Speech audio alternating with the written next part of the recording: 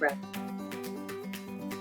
afternoon. Today is May 13 and I've decided to make this video in preparation for my second year anniversary of my transition, which is on May 23rd. And like last year, I made a video also, which actually captures the events that transpired from the time from May 2021 to May 23, 2021 to up to May 23, 2022. I just wanted to share those events to people that more or less are familiar with my journey and in a way celebrate with me as I go on my second year. Okay, so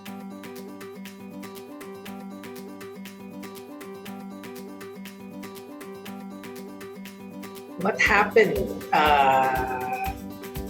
since May 23, 2021? Well, to start with, I had the opportunity of actually seeing the person I mentioned in the last video. And although the circumstances were not that pleasant, but nonetheless, the opportunity of seeing him after 8 years, and it's something to remember and to not necessarily cherish, but to recall. And because it's 8 years since it's already 8 years since I last saw him. It was on July 16, 2021. I was so nervous and at the same time excited, and it's something I had to do because I wanted to see him, just to see him.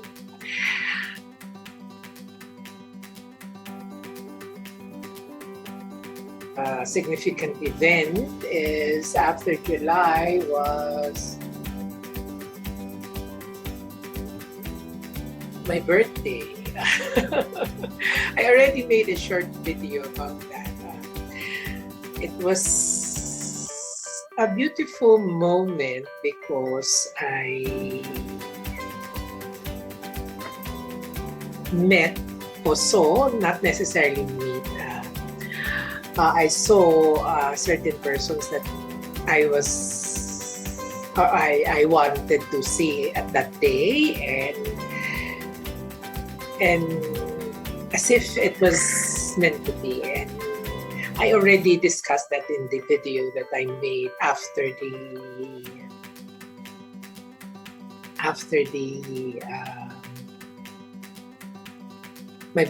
celebration of my birthday. And then the next significant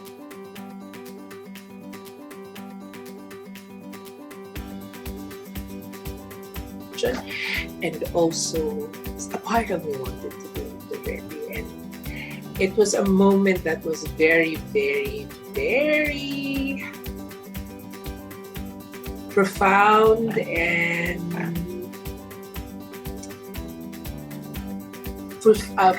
fulfilling. It's a moment of fulfillment, actually. I've asked several people to pray for me. I'd like to thank the sisters at the Carmelite Monastery at San Pablo City. I've actually bombarded them with requests related to this. Several priests that are known to me personally, I've requested for prayers also, and religious at the same time. It was kept. We went to the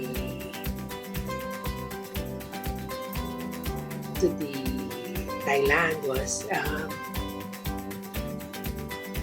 the day of the operation was because I decided to do it because the rule is just a day.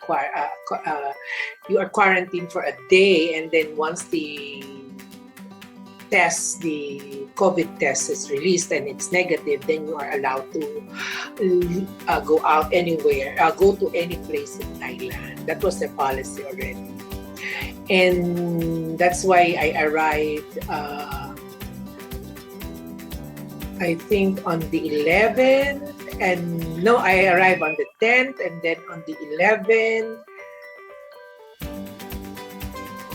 I proceeded to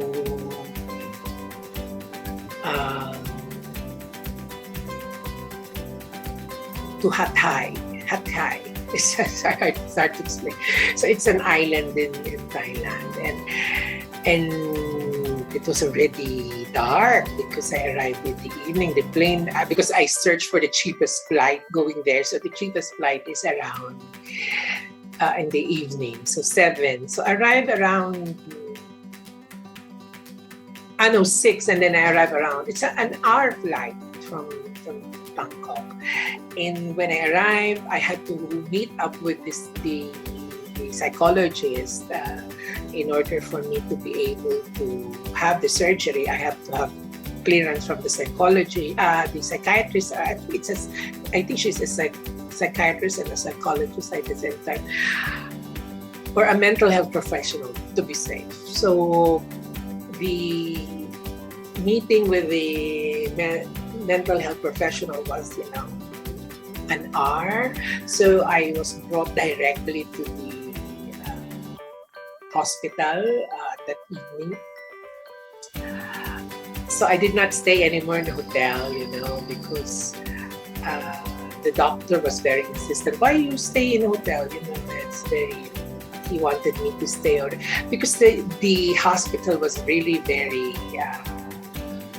beautiful. It doesn't look like a hospital. It looks like a hotel in so many ways, and it's better than a hotel actually because you have the nurses to take care of you and everything. So I was admitted, and then in the morning, that's the time, on the 12th, November 12 was the day of my operation. I never felt so calm. I was so calm. I slept okay because in the evening they had to do something to me to prepare me for the surgery. So I was nervous. I think it's because I was really disposed to have the surgery, and plus the prayers of those persons that I've asked to pray for me. And the surgery then came. Then I went to the operating room. I went with the doctor to the operating room, and then obviously the nurses are speaking in Thai, so I couldn't understand them, but they were very elated, or the environment was very positive in so many ways. So they asked me to lay down and everything, and then I never felt afraid. I never felt nervous. Nothing. I was just at ease and happy. And then they put something on my face. After that, I forgot. I think I fell asleep already. And the next thing I knew is already the operation is done. And then I have this feeling, I felt like I've been, I felt so tired, exhausted, that's the word, And then I feel numb also, I think because of the anesthesia. And then they brought me up, and they just me on the bed, and I don't know. I think I'm half awake, half asleep all throughout that day, November 12. Because I was operated in the morning at 8 o'clock. So the operation was finished around 11. So they had to put me at the outside the operating room for at least, I think, 15 to 20 minutes. So I was in my bed in my room around before 12, actually. And that's the time I only remembered. And the next time I remember is the nurse talking to me, and then is saying that if I need something, I have to press because I couldn't stand up. And it was something very profound, because when the anesthesia is wearing off, then I felt this painful feeling, That's the only thing. But I never, I feel the pain, but my disposition was positive. And I never cried about the pain, though obviously I whined about it, but it did not affect me negatively, It's amidst the pain, I'm positive, I'm happy in so many ways. And then the doctor came in the morning. During the night, I had to ask the nurse to, inject some morphine in me because it was really very painful. But I was okay. It's just that I want the pain to be to go away, and I couldn't sleep. So all through the night, actually, all through from the 12th to the 13th, I couldn't sleep. There was, because perhaps of the medication, it makes me sleepy, but I couldn't sleep. Groggy, I think that's the word. I feel sleepy, but I couldn't sleep. I'm always awake,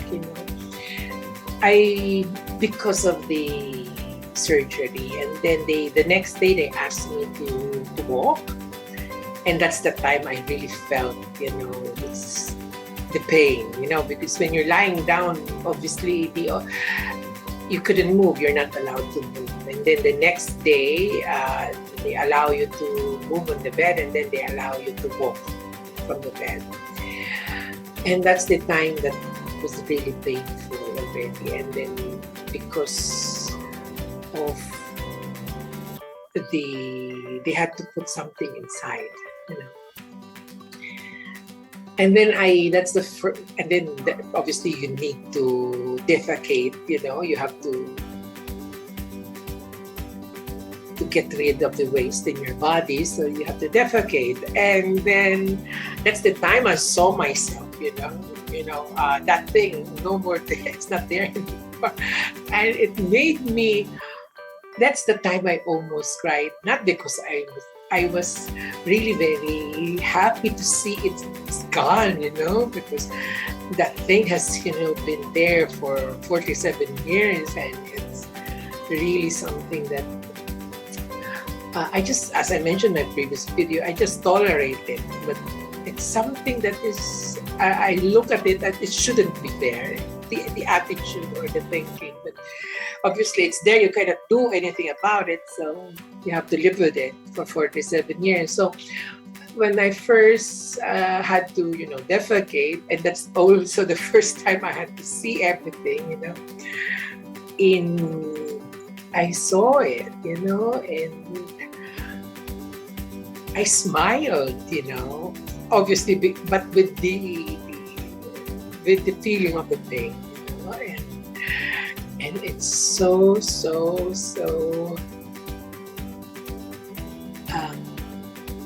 profound,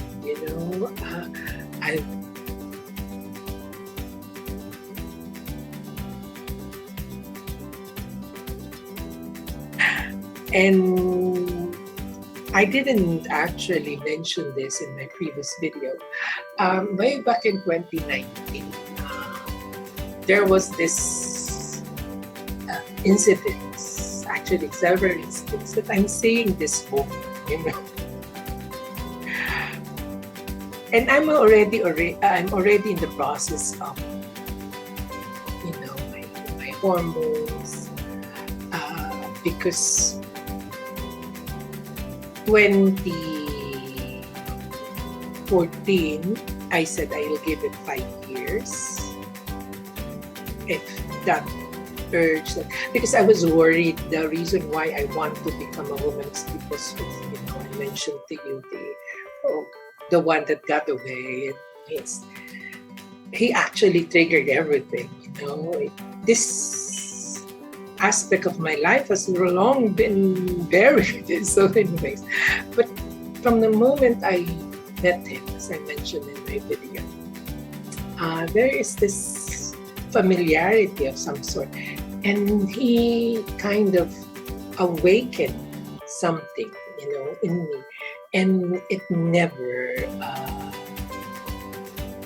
disappeared or departed, And my worry at that time is that I might be only influenced or compelled or urged doing this because of him, and if I do it because of those reasons, I feel it is not right, and that's why I had to postpone it for 5 years.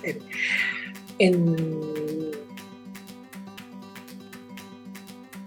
that's why in 2019, that was the day or the year that was set aside for my transition, because from 2014 throughout the years going to 2019, it hasn't disappeared, and it's no longer about that person, it's about me. And then all of a sudden in 2019, around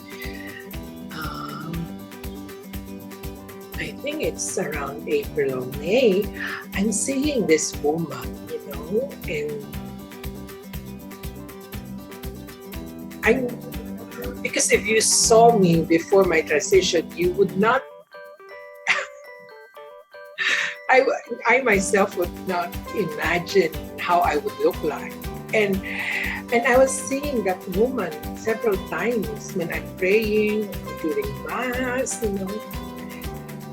And she looks like my sister and my niece put together.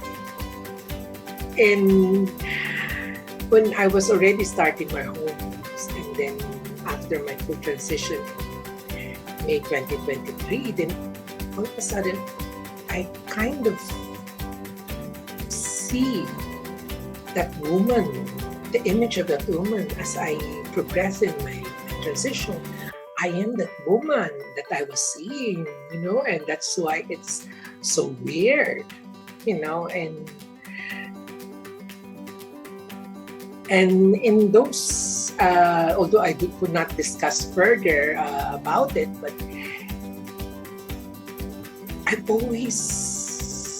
I wrote about it already in Facebook. I wrote it, and I've been seeing her,